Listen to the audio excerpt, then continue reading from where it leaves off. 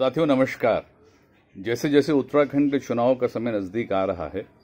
लगभग 6 महीने का समय ही रह गया है, वैसे वैसे भारतीय जनता पार्टी, कांग्रेस और आम आदमी पार्टी में संघर्षों का दौर शुरू हो गया। संघर्ष से मेरा मतलब है कि चुनाव रणनीतियां और सक्रियता का समय शुरू हो गया है। और ये सभी जानते हैं कि चाहे वो भाजपा हो चाहे कांग्रेस हो, ये दोनों दल इन दिनों अपने अपने पार्टी के भीतर भले ही कितने बड़े दावे क्यों ना कर लें, लेकिन मूल रूप से दोनों दल फैक्शनलिज्म रिडन हो गए हैं। इनके बीच में आपसी झगड़े बहुत हैं। आपने देखा होगा, इसका उदाहरण पिछले दिनों मिला जब पुष्कर सिंह धामी उत्तराखंड के 10वें मुख्यमंत्री बने और तीसरे मुख्यमंत्री मात्र 3 महीने में। पहले त्रिवेंद्र सिंह रावत 4 साल के बाद उनका कार्यकाल पूरा ना होने से पहले उन्हें हटा दिया गया। उसके बाद तीरथ सिंह आए जो मुश्किल से 3.25 महीने ही शासन कर पाए और विवादों में फंसकर, कोविड-19 के जंजाल में फंसकर उन्हें जाना पड़ा। उसके बाद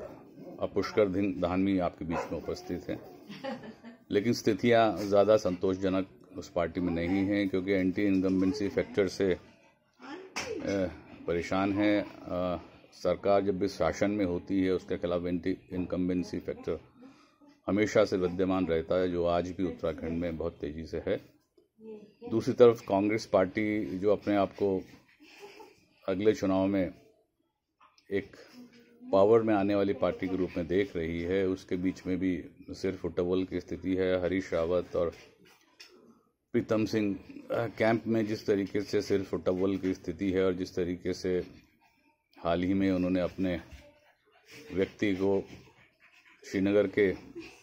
एमएलए को वहां का प्रदेश अध्यक्ष बनाया है और स्वयं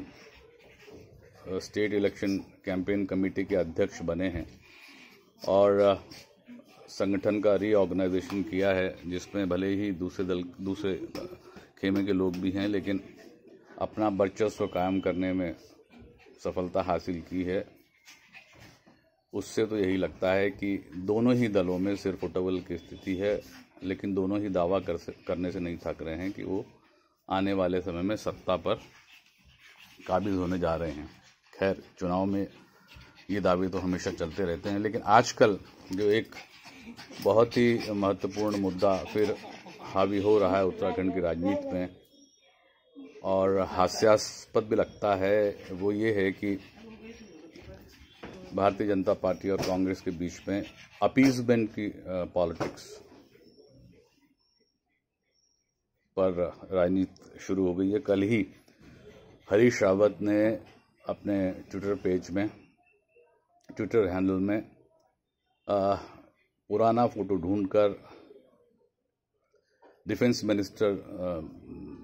राजनाथ सिंह का एक फोटो डाला है, जिसमें वो एक किसी दरगाह में मुस्लिम टोपी पहनकर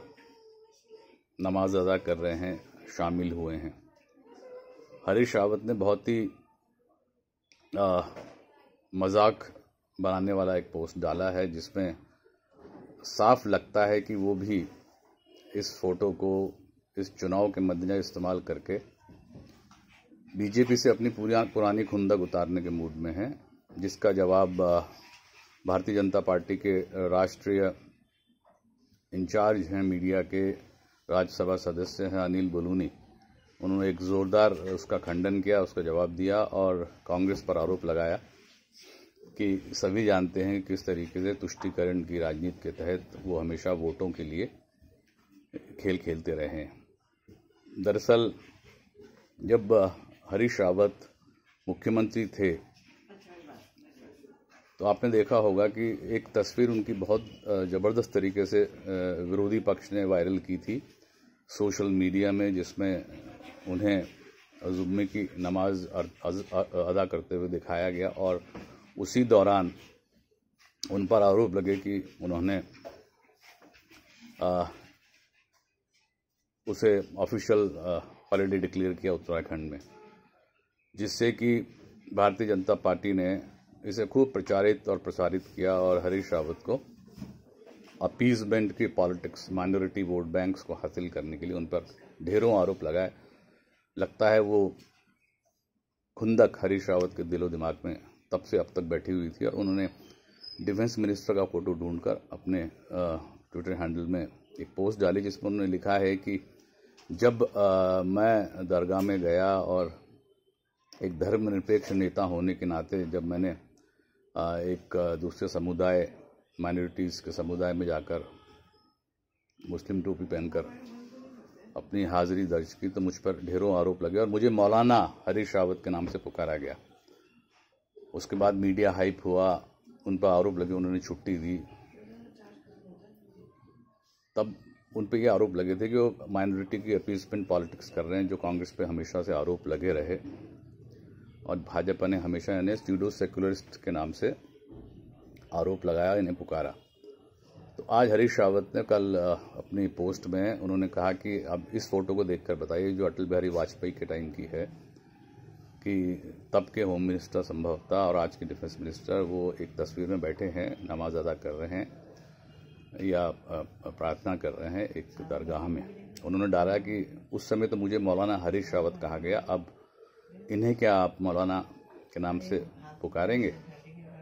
इससे पहले उन्होंने कहा कि वाजपेयी जी की भी ऐसी ढेरों तस्वीरें हैं, माननीय प्रधानमंत्री जी की भी ऐसी तस्वीरें हैं, क्या उन्हें भी आप इस नाम से संबोधित करेंगे। ये पोस्ट डालने के बाद सोशल मीडिया में बहुत तेजी से वायरल हुई और बीजेपी भड़क गई। बीजेपी के राष्ट्रीय प्रवक्ता अनिल बलूनी जो राज्यसभा सदस्य हैं, उन्होंने इस पर बहुत तीखी टिप्पणी की है और उन्होंने आरोप लगाया है कि भारतीय जनता पार्टी सबका साथ सबका विकास का नारा लेकर के सबको बराबरी का दर्जा दे करके राजनीति करती है, ना कि कांग्रेस की तरफ जो अपीजमेंट की विशुद्ध रूप से राजनीति करते हैं और हमेशा से माइनॉरिटीज़ के प्रति उनका रवैया अपीजमेंट का रहा है ताकि उन्हें एक विशेष समुदाय के वोट मिल सकें। और राजनीति जब जब चुनाव आते हैं तो इस तरह की राजनीति कांग्रेस में शुरू हो जाती है। उन्होंने भारतीय जनता पार्टी के पक्ष में कहा है कि हरीश रावत वो शख्स हैं जिन्होंने न सिर्फ अपीसमेंट की राजनीति की है माइनॉरिटीज़ को खुश करने के लिए, बल्कि उन्होंने अपने समय में जब मुख्यमंत्री थे तो उन्होंने एक छुट्टी का ऐलान भी इस समुदाय के लिए कर दिया था। बहरहाल आज जिस तरीके से रिलीजन के नाम पर, माइनॉरिटीज़ मेजॉरिटीज़ के नाम पर राजनीति का खेल खेला जा रहा है चुनाव के मद्देनजर, और जिस तरीके से पहाड़ की राजनीति में धर्म का इस्तेमाल करके वोट हासिल करने की कोशिश जारी है राजनेताओं द्वारा, मैं समझता हूं कि भारत के प्रजातंत्र में, भारत के संविधान के मुताबिक, चूंकि हम सब लोग इस दुनिया में एक हैं, सब लोगों को एक दृष्टिकोण से देखा जाता है, इक्वलिटी के रूप में सबको देखा जाता है। भारत एक डाइवर्स रिलीजन का, डाइवर्स कल्चर का, डाइवर्स सेक्ट्स का, डाइवर्स कम्युनिटीज़ का, कास्ट का देश है। यहाँ पर इस तरह की बातें भले ही वर्षों से होते आई है, स्वराज्य के बाद से लेकर अब तक राजनीतिक उल्लू सीधा करने के लिए, लेकिन एक छोटे से राज्य के चुनाव में इस प्रकार की राजनीति का होना, इस प्रकार की राजनीति में लोगों को उलझाना एक दुर्भाग्यजनक पहलू है। उत्तराखंड की राजनीति हमेशा से इन सब मुद्दों से परे रही है और जिन उद्देश्यों के लिए उत्तराखंड राज्य बना है, ऐसे झगड़ों के चलते जो जाति के आधार पर, धर्म के आधार पर, माइनॉरिटी मेजॉरिटी के आधार पर उकेरे जाएं सोशल मीडिया में और लोगों की भावनाओं को भड़काया जाए, तो मैं समझता हूं कि इस पे हमें भविष्य में गौर करना चाहिए और समाज की समरसता, समाज में भाईचारा, समाज में सहिष्णुता, समाज में शांति और सद्भाव कायम करने के लिए ऐसे मुद्दों के बजाय बेहतर होगा अगर हम रोजगार के मुद्दे, अगर हम महिला सशक्तिकरण के मुद्दे, अगर हम राज्य को आर्थिक, सामाजिक, शैक्षणिक और स्वास्थ्य की दृष्टि से आत्मनिर्भरता की तरफ ले जाने की बात करें तो ज़्यादा बेहतर होगा। चुनाव 6 महीने के बाद आने वाले हैं। पिछले 20 वर्षों से उत्तराखंड की राजनीति में एक बार कांग्रेस, एक बार भारतीय जनता पार्टी शासन करती रही हैं, लेकिन देखा ये गया है कि उत्तराखंड की जनता को जिन उद्देश्य को लेकर के, जिस अवधारणा को लेकर उत्तराखंड राज्य बना था, उन्हें उस मांग के फलीभूत कोई ऐसा न्याय नहीं मिला है जिससे कि वो आज संतुष्ट हों। आज उत्तराखंड की जनता बहुत तेजी से बदलाव के दृष्टिकोण को ध्यान में रखते हुए बेहतर भविष्य के लिए चेंज को प्राथमिकता देने के मूड में दिखाई दे रही है। लेकिन राजनेताओं को बजाय धार्मिक दृष्टिकोण को अख्तियार करने के,